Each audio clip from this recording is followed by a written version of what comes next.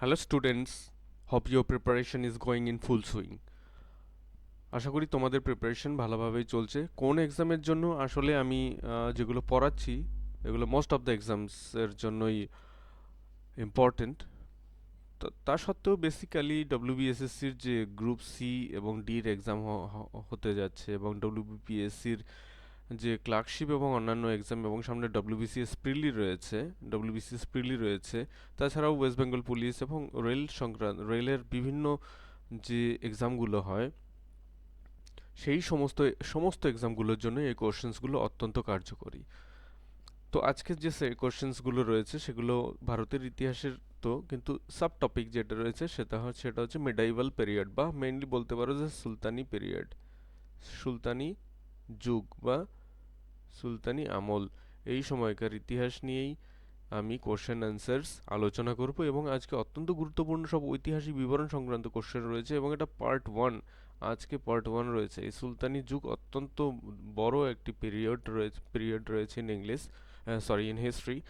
So একদিনে এটা cover হবে না, টোটাল 4-5টা সেশনস আমাকে করতে হবে। তো চলো আমরা আজকের কোশ্চেন আনসার সেগমেন্টে চলে যাই। ফার্স্ট কোশ্চেন যেটা রয়েছে সেটা হচ্ছে তাবাকাত ই নাসিরি গ্রন্থের রচয়িতা। তাবাকাত ই নাসিরি গ্রন্থের রচয়িতা। এখানে অপশনসগুলো দেখো, বার্নি রয়েছে, মিনহাজ রয়েছে, আসিফ রয়েছে এবং এদের কেউ না। এটা রাইট আনসার হচ্ছে মিনহাজ উস সিরাজ। তাই এখানে রাইট আনসার হচ্ছে অপশন বি, মিনহাজ হচ্ছে এখানে রাইট আনসার, অপশন বি। আমি অপশন এ বি সি বলবো ঠিকই, কিন্তু এখানে দেখো এ বি সি ডি এরকম কিছু লেখা নেই, বাট তোমরা এবিসি এইভাবে প্রথমটা এ এবং সাবসিকুয়েন্ট অপশনসগুলোকে বি সি ডি হিসাবে ধরে নেবে। তো চলো আমরা নেক্সট অপশনে, নেক্সট যে একটু ছোট্ট অ্যানালিসিস রয়েছে, তাবাকাতি নাসরি, হাইফেন থাকে মাঝখানে, গ্রন্থের রচয়িতা মিনহাজ ও সিরাজ, বা তিনি সংক্ষেপে সংক্ষেপে মিনহাজ নামেও পরিচিত। তিনি ছিলেন একজন ফরাসি নয় কিন্তু ফার্সি ঐতিহাসিক এবং সুলতান নাসির উদ্দিন মাহমুদের সময়ে দিল্লির কাজী ছিলেন। 1260 সালে এই গ্রন্থটি লেখা সম্পন্ন হয় এবং এতে ইসলামী বিশ্বের ইতিহাস তুলে ধরা হয়েছে। তো এখানে কয়েকটা জিনিস তোমাদের মনে রাখতে হবে। মিনহাজুস সিরাজের লেখা তাবাকাতি নাসিরি, তিনি একজন ফার্সি ঐতিহাসিক ছিলেন এবং গ্রন্থটিও ফার্সি ভাষায় লেখা, এবং সুলতান নাসির উদ্দিন মাহমুদের আমলে তিনি দিল্লির কাজী ছিলেন। কাজী মানে বিচারক, সাব ম্যাজিস্ট্রেট। গ্রন্থটি 1260 সালে লেখা সম্পন্ন হয় এবং এখানে ইসলামিক বিশ্বের ইতিহাস তুলে ধরা হয়েছে। তো চলো আজকে নেক্সট কোশ্চেনে চলে যাই।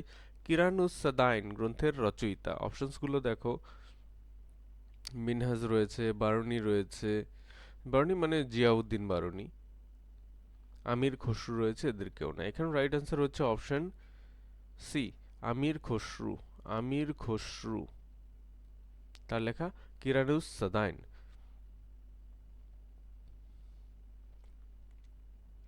কিরানুস সাদাইন গ্রন্থের রচয়িতা হলেন বিখ্যাত ফার্সি কবি, ঐতিহাসিক ও সঙ্গীতজ্ঞ। তিনি একদিকে যেমন কবি বা পোয়েট ছিলেন, হিস্ট্রিয়ান ছিলেন এবং তার সাথে সাথে একজন মিউজিশিয়ানও ছিলেন।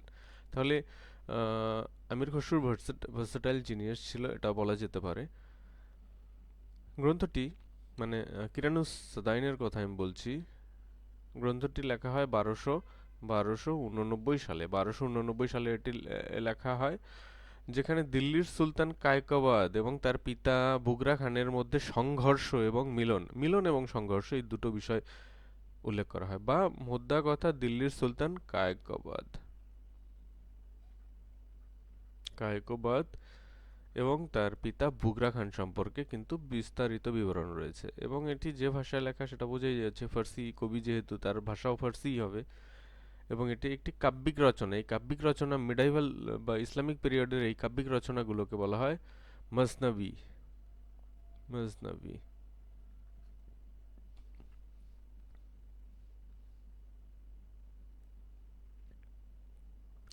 কোশ্চেন নাম্বার 3 আজকে রয়েছে, তারিখ ই ফিরোজ শাহী গ্রন্থের রচয়িতাকে। তারিখ ই ফিরোজ শাহী গ্রন্থের রচয়িতাকে। অপশনগুলো দেখো, জিয়াউদ্দিন বারুনি, ইবন বতুতা, মিনহাজ, এদের কেউ না। তো চট করে তোমরা মার্ক করে ফেলো, তারপর আমি অ্যান্সার বলে দিচ্ছি।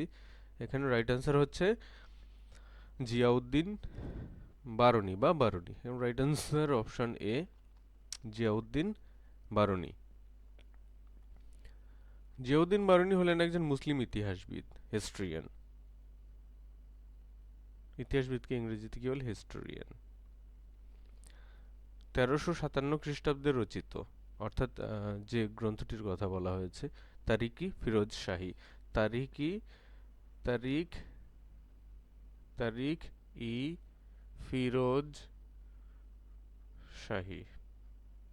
তারিখ ই ফিরোজ শাহী গ্রন্থটি 1357 খ্রিস্টাব্দে রচিত হয় বা লেখা হয়, এবং নামেই বোঝা যাচ্ছে ফিরোজ শাহী, সুলতান ফিরোজ শাহ তুঘলকের রাজত্বকালে এটি রচিত হয়। ফিরোজ শাহ ফিরোজ শাহ তুঘলক, দিল্লির সুলতান ফিরোজ শাহ তুঘলক, তিনি তুঘলক বংশের একজন শাসক। তার রাজত্বকালে কিন্তু জিয়াউদ্দিন বারনী এই গ্রন্থটি লেখেন। জিয়াউদ্দিন বারনী বলবনের শাসনকাল থেকে ফিরোজ শাহের প্রথম 6 বছর পর্যন্ত সময়ের মূল্যবান তথ্য প্রদান করে। জিয়াউদ্দিন গিয়াসউদ্দিন বলবন, অর্থাৎ বলবন, জিয়াউদ্দিন বারনীর লেখা থেকে গিয়াসউদ্দিন বলবনের শাসনকাল থেকে ফিরোজ শাহের শাসনকালের প্রথম 6 বছর, অর্থাৎ গিয়াসউদ্দিন বলবন থেকে ফিরোজ শাহ, বলবন থেকে ফিরোজ শাহের সময়কাল, শাসনকাল সম্পর্কে আমরা বিস্তারিত তথ্য জানতে পারি। তো চলো আজকে নেক্সট কোশ্চেনটা দেখব। নিচের কোনটি আমির খসরু রচিত গ্রন্থ? খাজাইনুল ফুতু, কিরানুস সাদাইন, উপরের দুটি কোনোটিই না। এখানে রাইট অ্যান্সার হচ্ছে উপরের দুটি, কারণ খাজাইনুল ফুতু এবং কিরানুস সাদাইন দুটোই কিন্তু আমির খসরুর লেখা। তাই এখানে রাইট অ্যান্সার অপশন সি, উপরের দুটি। তিনি ছিলেন একজন সুফি সাধক। মনে রাখবে, আমির খসরু ছিলেন একজন সুফি সাধক এবং নিজামুদ্দিন আউলিয়ার আধ্যাত্মিক বা স্পিরিচুয়াল ডিসিপ্লিন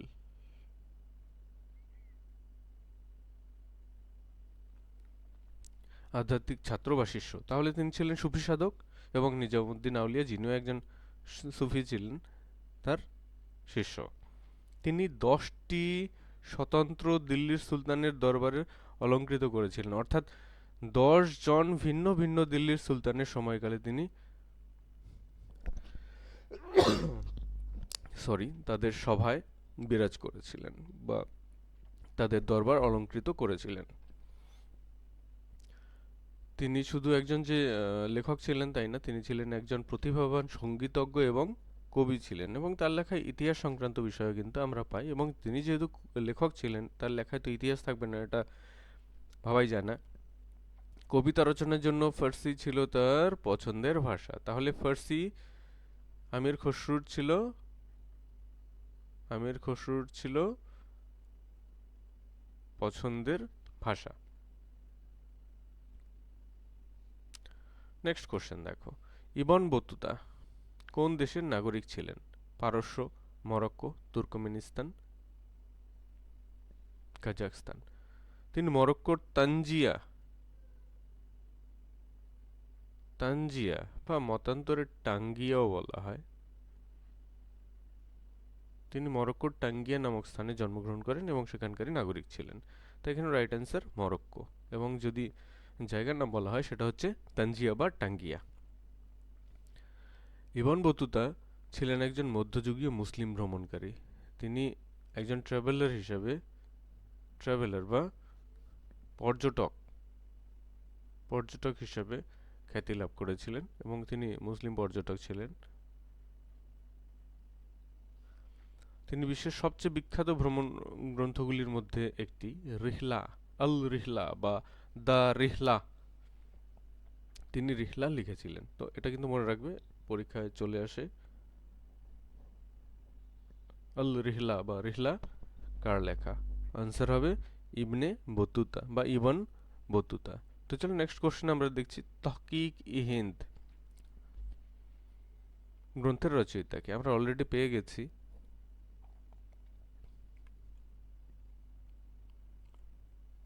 আমরা অলরেডি অ্যান্সার পেয়ে গেছি। এখানে রাইট অ্যান্সার হচ্ছে আল বেরুনি। আল বেরুনি। আল বেরুনি হচ্ছে এখানে রাইট অ্যান্সার। তাহকিকি হিন্দ, আল বেরুনি। তাহকিকি হিন্দ গ্রন্থের রচয়িতা হলেন মধ্যপ্রাচ্যের পণ্ডিত আল বিরুনি, পণ্ডিত পর্যটক আল বিরুনি।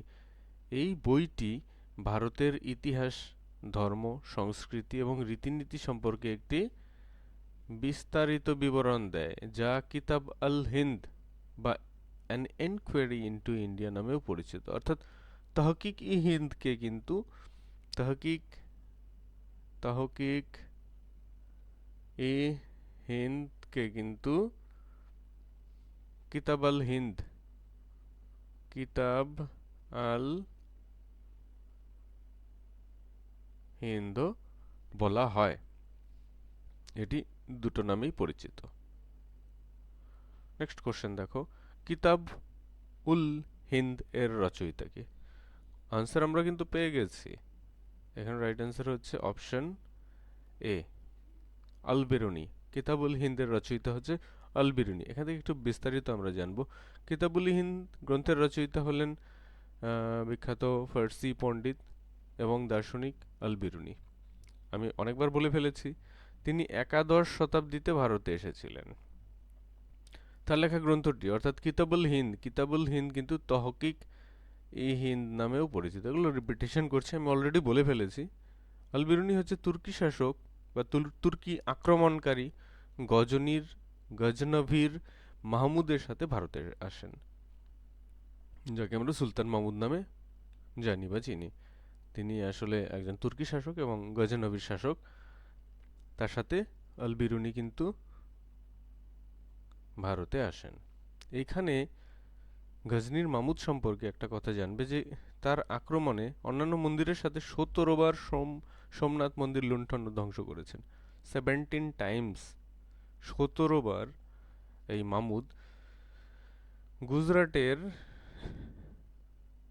গুজরাটের সোমনাথ মন্দির আক্রমণ করেন এবং লুণ্ঠন করেন এবং ধ্বংস করেন।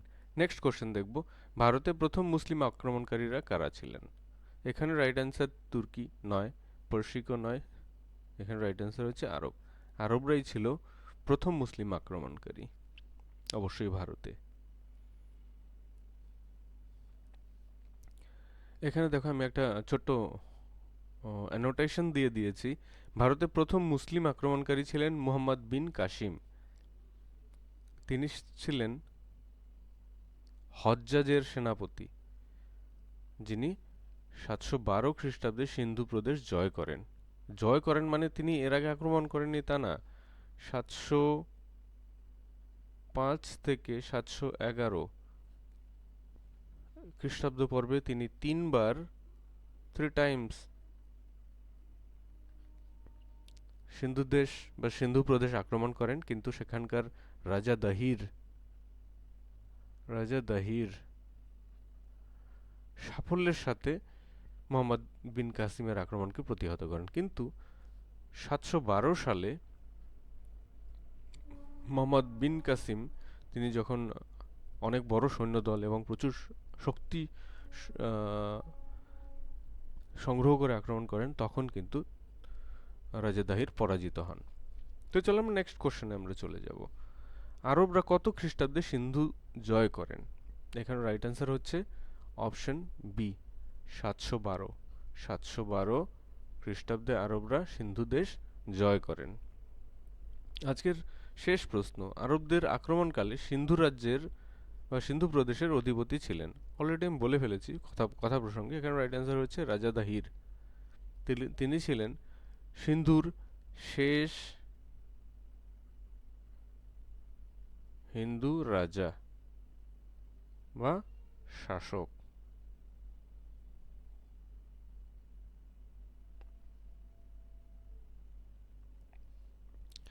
আরবদের সিন্ধু আক্রমণের সময় অর্থাৎ 712 খ্রিস্টাব্দে সিন্ধু রাজ্যের অধিপতি ছিলেন রাজা দাহির, বলে ফেলেছি অলরেডি। তিনি মোহাম্মদ বিন কাসিমের নেতৃত্বে উমাইয়া খিলাফতের হাতে পরাজিত হন এবং এই মোহাম্মদ বিন কাসিম ছিলেন বসরা বাসরার শাসক হজ্জাজ হজ্জাজের সেনাপতি এবং এই মোহাম্মদ বিন কাসিমের কাছে রাজা দাহির পরাজিত ও নিহত হন এবং এইভাবে ভারতে প্রথম মুসলিম শাসন প্রতিষ্ঠিত হয়। তো এটাই ছিল আজকের সেশন ফর ইউ। আশা করি সেশনটা ভালোই লেগেছে তোমাদের, ভালো লাগবে। এবং তোমরা যদি আমার চ্যানেলে নতুন থাকো তাহলে বিপ্লবসের নোটস, যে আমি পরবর্তীতে তোমাদেরকে পিডিএফ সহ বিভিন্ন মক টেস্ট পর্যন্ত প্রোভাইড করব এবং চেষ্টা করব ফ্রি অফ কস্ট সেগুলো প্রোভাইড করার। যদি আমার এই প্রেজেন্টেশনটা ভালো লাগে তাহলে সাবস্ক্রাইব করো, লাইক করো এবং শেয়ার করে সাথে থেকো। So thank you again for watching the video.